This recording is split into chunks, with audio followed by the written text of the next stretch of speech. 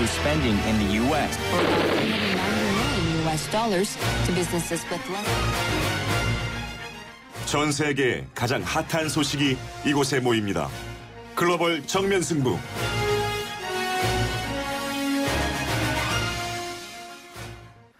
자, 러시아의 푸틴 대통령이요. 시리아에 군사 지원을 하지 않으면 유럽으로 가려는 난민이 더 늘어날 것이다. 이런 이야기를 했습니다. 계속해서 시리아 군사 지원을 하겠다. 이런 얘기인데요. 이에 대해 미국 국방부는 우려의 목소리를 내고 있고요. 자, 러시아 모스크바 오성근 리포터 연결해서 이게 어떤 얘기인지 자세한 소식을 알아보겠습니다. 자, 오 리포터 안녕하세요. 예, 안녕하세요. 모스크바 오선근입니다. 네, 이 푸틴 대통령이요. 꾸준히 시리아를 군사적으로 계속 지원을 해왔다고요?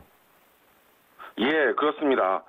지난 2011년 중동의 민주화 혁명 바람으로 시리아 역시 11년 동안 정권을 유지하던 이 알 아사드 정권에 대한 시민들의 민주화 요구를 시작으로 시작된 이 시리아 문제는 이후 정부군과 반군 사이의 내전으로 확대되면서 지금은 국제정치의 이해관계와 종파 분쟁 그리고 대규모 난민 사태 등과 엮인 복잡한 상황을 맞이하고 있는 시리아인데요. 네.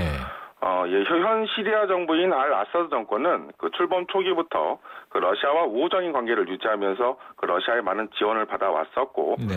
시리아와 러시아 사이에는 이미 내전 이전에 상호 간 군사 협력 협정이 맺어져 있어 이를 빌미로 러시아는 민주화 요구 이후에도 알 아사드 정권을 지원하는 명목으로 언급해 왔었으며, 2011년 당시 이미 튀니지와 알제리, 리비아, 이집트 등의 정권 교체가 발생하면서 러시아의 입장에서는 중동 지역의 교두보를 할 수 있는 시리아에 대한 지원을 포기할 수 없었다라는 입장도 있다 하겠습니다. 네.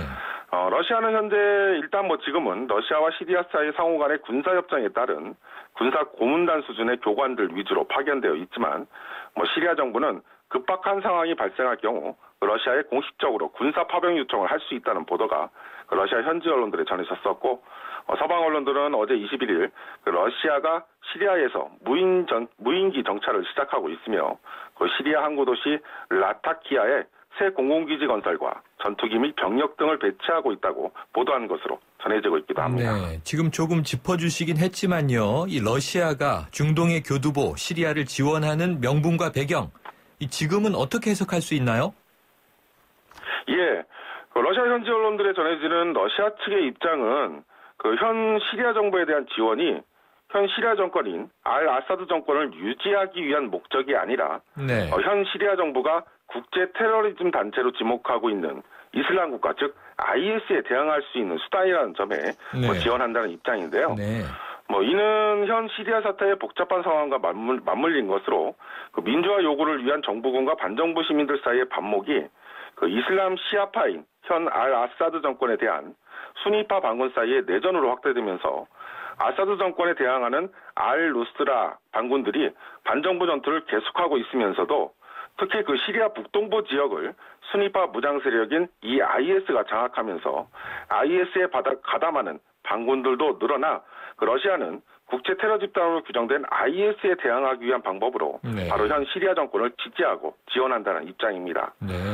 푸틴 러시아 대통령 역시 지난주 구소련 군사 공동체인 집단안보조약기구 연설에서 러시아의 시리아 정부 지지는 IS를 위시한 국제 테러 공세에 맞서기 위한 것임을 강조하는 모습이었고, 시리아 지원을 위해 러시아와 이란이 공조한다는 소식도 전해지고 있고, 이에 시리아 현 정권과 이란의 지원을 받는 헤즈볼라에 대한 우려로 이스라엘 네타냐후 총리는 어제 21일 모스크바를 방문하여 푸틴 대통령과 회동하면서 시리아 문제를 비롯한 중동 문제에 대해 논의한 것으로 전해지고 있기도 합니다. 네, 어제는 푸틴 대통령이 이스라엘 총리를 만나기도 했군요. 지금 말씀하신 것을 정리하면 이 러시아는 지금 중동에 대한 영향력을 놓지 않으려고 하는데 결국 시리아 내에 IS를 막아야 한다는 명분으로, 그러니까 국제 테러리즘을 막는다는 명분으로 계속 군사적 지원을 하고 있다. 이렇게 이제 설명이 되는데요. 그런데요. 이 러시아가 시리아의 아사드 정권을 지원했기 때문에 오히려 난민 위기를 만든 것이다. 이런 이야기도 나오고 있다고 하는데 이건 무슨 얘기입니까? 예, 기본적으로 서방 언론들은 시리아 아사드 정권에 대한 시민들의 민주화 요구를 러시아가 시리아 정권을 지원하면서 그 정부군과 반군의 내전으로 확대되었고, 네. 뭐 이에 내전이 장기화되면서 대규모 난민 사태가 발생했다는 입장을 보이고 있는데요. 네. 뭐 하지만 러시아 당국은 좀 다른 입장으로 푸틴 러시아 대통령은 서방에서 제기하고 있는 그 시리아 난민 증감 문제가 그 러시아가 그 아사드 정권을 지원하기 때문이라는 것은 터무니없는 주장이라고 일축하면서 그 시리아 난민들은 IS가 만행을 저지르고 있는 지역에서 발생하고 있다고 언급하기도 했습니다. 네. 또한 그 미국을 비롯한 서방의 입장에서는 아사드 정권에 대항하는 반군들은 지지하지만 IS는 테러 집단으로 규정된 상태에서 러시아와 공조할 수 있다는 입장인 것으로 알려지면서 뭐 지난 18일에는 1년여 만에 처음으로 미국과 러시아 양국 국방장관 사이에 전화회동을 통해 시리아 사태와 그 IS 격퇴 방안 등에 대해 논의된 것으로 러시아 현지 언론 전하기도 했는데요. 네.